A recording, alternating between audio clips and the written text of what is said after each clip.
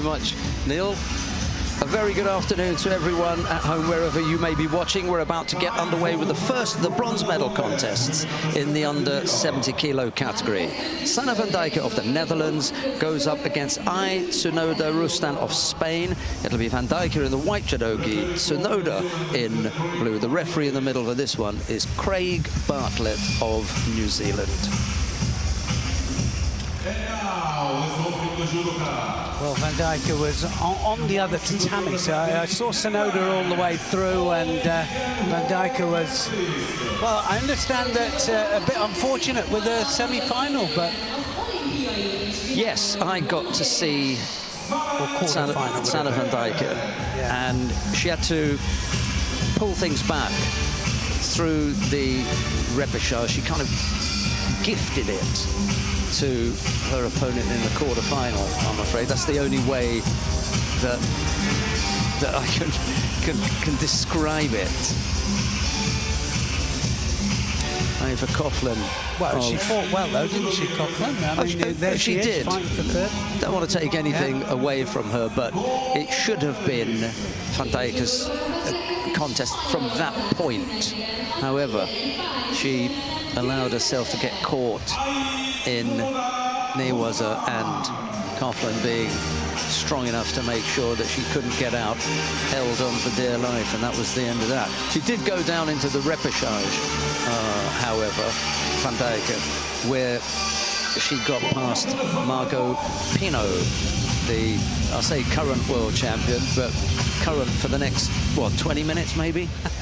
And then that'll be the end of her red back patch. Anyway, we're underway. Yeah, TSUNODA is on good form.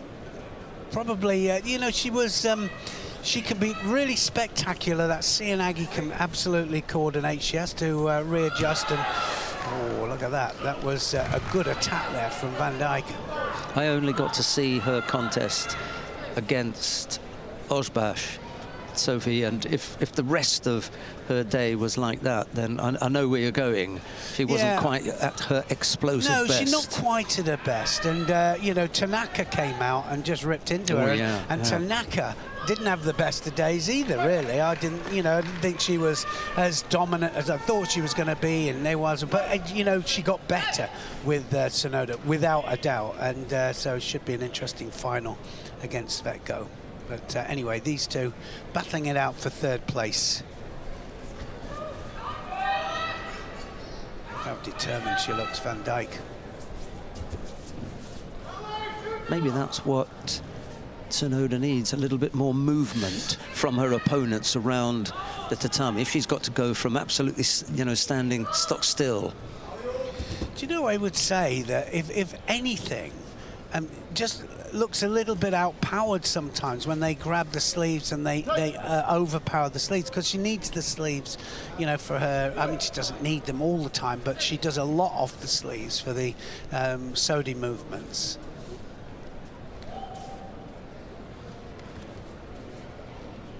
Giving Van Dijke two looks there, one shaping up left first and then switching very quickly to the right, a little bit like a boxer who changes stance. Yeah, I mean, there's not many people that can do it. Of course, you get right-handers that will then turn left-hand. We've got a lot. We've got one in the final. I mean, Tajima in the men's 90s, he does that a lot. You know, whereas his opponent is more one way. You know, Morao is more one way, isn't he? You know, although he does do a dive Katagurum with the other side, but he is slightly. His throwing techniques are more orthodox than Tajima's, but his stance is not. It's unusual to have such an extreme stance from a Japanese. They're normally, you know, a little bit more traditional and slightly more straight on, but he's not the least bit worried about saying, this is the side I'm coming from, you know, stop me if you can.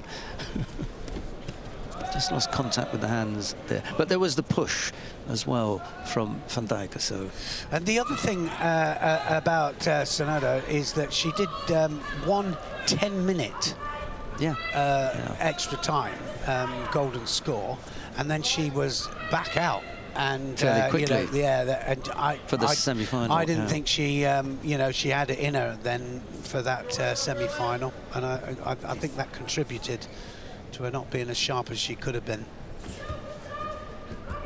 Still in the recovery phase then. Well, I mean, you know, it's so short, isn't it? And all you're thinking of is, you know, I'm out there again. And actually, it's just the way it worked out that it was the shortest amount of time that you can have in between a contest. Yeah, 10 minutes. Yeah, and she was back on. And that's 10 minutes from leaving the competition area to coming all the way back round and starting again. I remember when she was leaving, I think there was one contest after that, so she was a little bit longer, but she hadn't arrived back in the warm-up area when they were saying it's 10 minutes. Well, that's not even your warm-up time. You have to come and line up and get ready to come out again. Yeah, believe me, she was still warmed up. She was well and truly. Yeah, the quarterfinal was against... No, it wasn't the quarterfinal. She'd had round 3. Yeah, oh yeah. Round 3 when she had the long contest with Ojbash. And then she was back out for the quarterfinal. Yeah, that was a bruising fight, that one. It really was. It really was. Well, I think Van Dijke has got to step on it, and she'll have to be more positive. Saying that, they've both got a Shido, 2 Shidos apiece now, and just about to go into golden score. One mistake now. And I say one mistake, you know, you can come out and you can think, well, I'm going to throw now, or I can out-attack and get the other one, the third Shido. What they can't do is come out and just hold it there and not do anything. When it's 2-to-1 advantage for the Shidos, you can't do nothing and get the other one penalised. They don't go for that. Oh, now then, did she get it? Yeah, she did.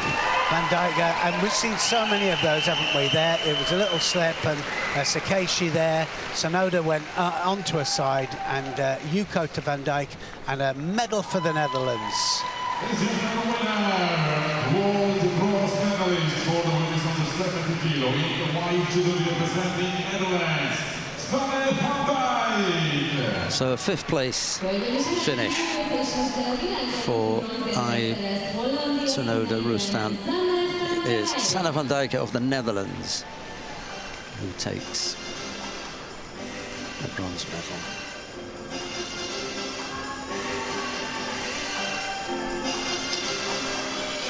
Yes, all down to, you know, the small techniques with the hands.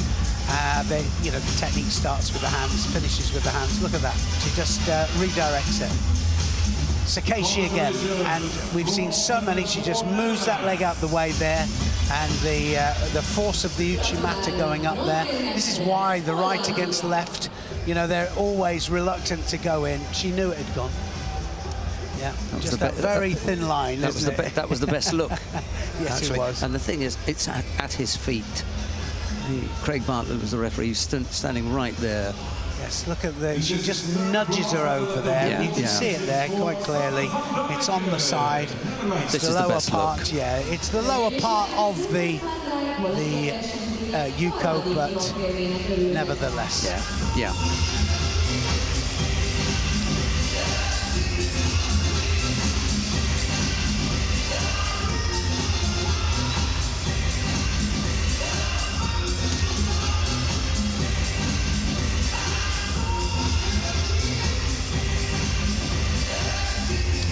Coming up next, the second